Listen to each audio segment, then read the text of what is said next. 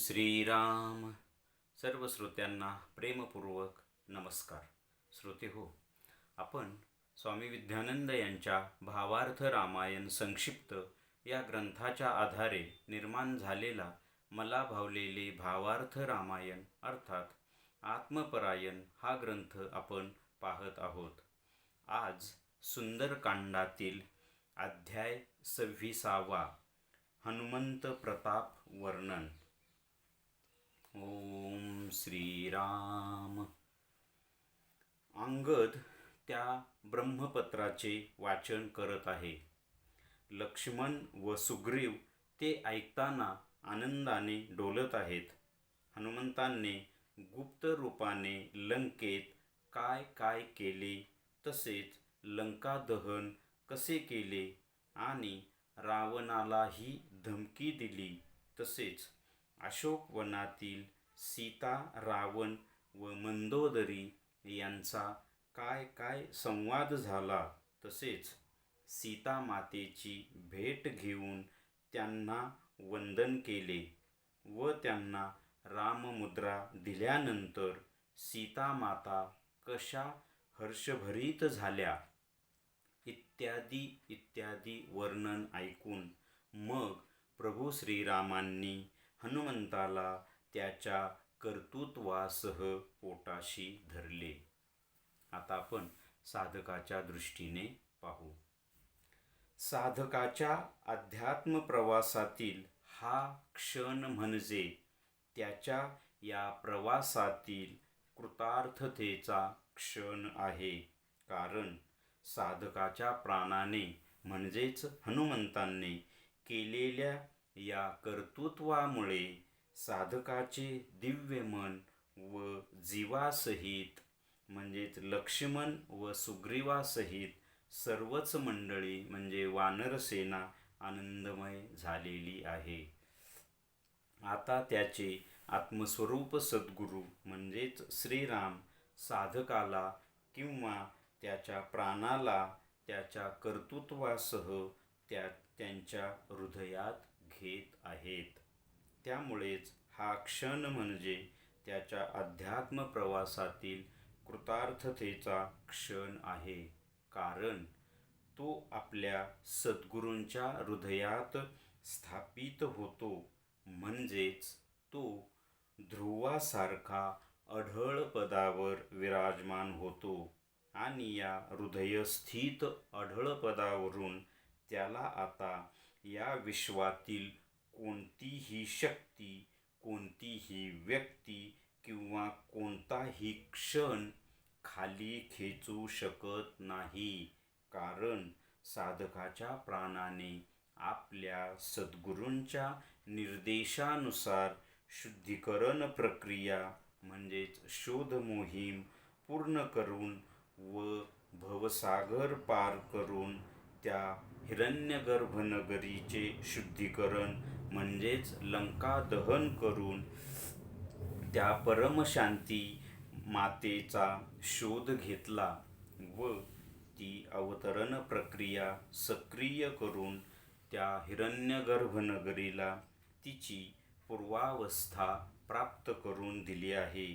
आणि त्यामुळे त्याच्या सद्गुरूंनी अति आनंदाने त्याला आपल्या हृदयस्थित अढळ पदावर आरूढ केलेले आहे. आता आपण या अध्यायाचे थोडक्यात सार पाहण्याचा प्रयत्न करूया. इथे कथेमध्ये त्या ब्रह्मपत्राचं म्हणजे हनुमंतांच्या पराक्रमाच्या पत्राचं अंगद वाचन करत आहे व सुग्रीव, लक्ष्मण वगैरे सर्व वानर मंडळी ती आनंदाने ऐकत आहे की हनुमंतांनी गुप्त रूपाने लंकेत काय काय केलं, रावणाला कशी धमकी दिली, अशोकवनातील सीता, रावण आणि मंदोदरीचा संवाद काय काय झाला आणि मग त्यानंतर सीतामातांची भेट घेऊन त्यांना राममुद्रा दिल्यानंतर सीतामातांची काय स्थिती झाली, या सर्व गोष्टींचं वर्णन ऐकून श्रीरामांना सुद्धा खूप आनंद होतो.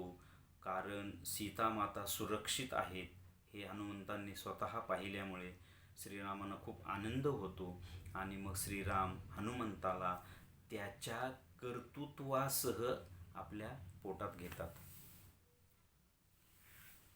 तर इथे साधकाच्या दृष्टीने ही कथा कशी असेल तर साधकाच्या दृष्टीने हा क्षण म्हणजे त्याच्या कृतार्थतेचा क्षण आहे. कारण साधकाच्या प्राणाने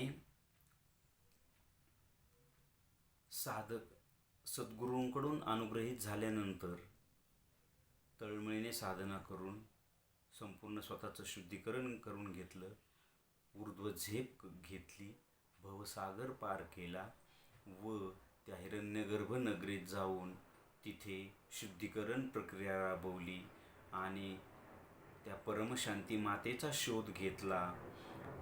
त्यानंतर ती जी हिरण्यगर्भ नगरी अशुद्ध अहंकारामुळे अशुद्धपणाने झाकोळलेली होती, तिला शुद्धीकरण करून तिथे अवतरण प्रक्रिया कार्यान्वित करून तो आपल्या सद्गुरूंच्या भेटीला आलेला आहे. त्यामुळे त्याच्या या कर्तृत्वाचा हा क्षण म्हणजे त्याच्या कृतार्थतेचा क्षण आहे आणि त्यामुळे सद्गुरूंनाही खूप आनंद होतो की एवढी मोठी झेप घेऊन एवढं मोठं कार्य केल्यामुळे सद्गुरूसुद्धा खूप आनंदित होतात आणि त्या साधकाला आपल्या हृदयात घेतात, आपल्या पोटात घेतात.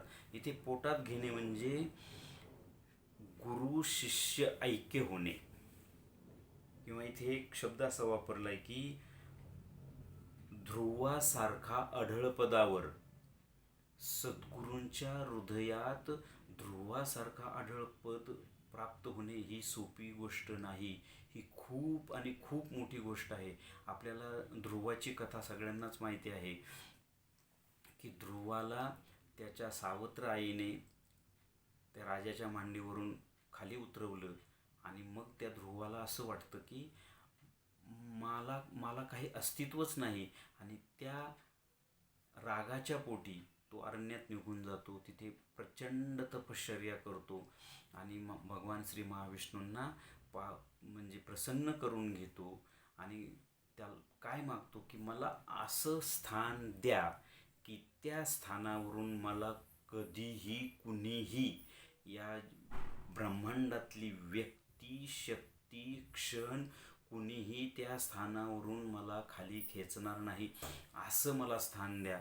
आणि मग ते महाविष्णू त्या ध्रुवाला असं अढळ पद देतात की त्या पदावरून आजही पर्यंत कुणीही ध्रुवाला खाली खेचलेलं नाही.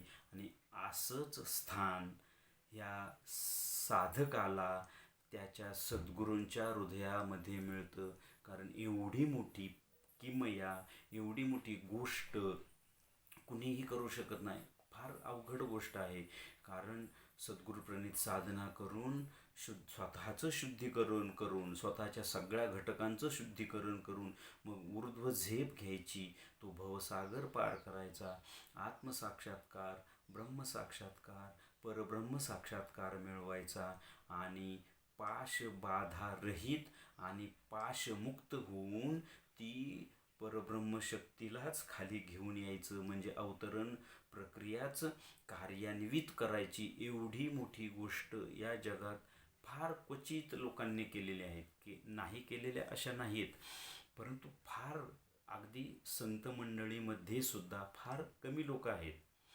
आत्मसाक्षात्कार करून घेणं, ब्रह्मसाक्षात्कार करून घेणं, परब्रह्म साक्षात्कार करून घेणं अशी करणारी खूप मंडळी आहेत.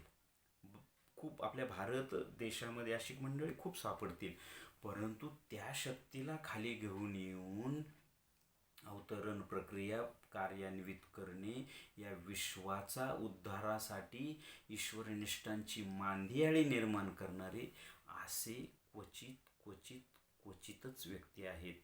आणि त्यामुळे सद्गुरूंना खूप आनंद होतो आणि त्या आपल्या लाडक्या शिष्याला आपल्या हृदयात घेतात आणि त्याला हृदय सिंहासनाच्या अढळपदावर स्थित करतात, अढळपदावर बसवतात की तिथून परत त्याला कुणीही खेचू शकत नाही. अशी मोठी किमया साधकाच्या प्राणाने किंवा साधकाने इथे मिळवलेली आहे, तशीच किमया हनुमंतांनी सुद्धा केलेली आहे. त्यामुळं हनुमंतसुद्धा श्रीरामांच्या हृदय सिंहासनावर स्थित झालेले आहेत.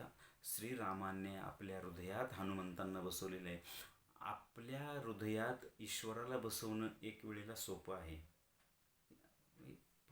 ही गोष्ट आपल्या हृदयात ईश्वराला बसवणं, तो असतोच, परंतु त्याला आत आत लपलेला असतो. त्याला पुढे घेऊन समोर आणणे हे एक वेळेस शक्य आहे, परंतु आपण ईश्वराच्या हृदयात बसणं ही मोठी अवघड गोष्ट आहे. आणि तीच इथे हनुमंतांनी सिद्ध केलेली आहे आणि साधकाच्या प्राणाने सुद्धा ही सिद्ध केलेली आहे. हेच या अध्यायाचं सार आहे असं मला वाटतं. श्रीरामार्पणमस्तु. हरिओम तत्सत. ब्रह्मार्पणमस्तु.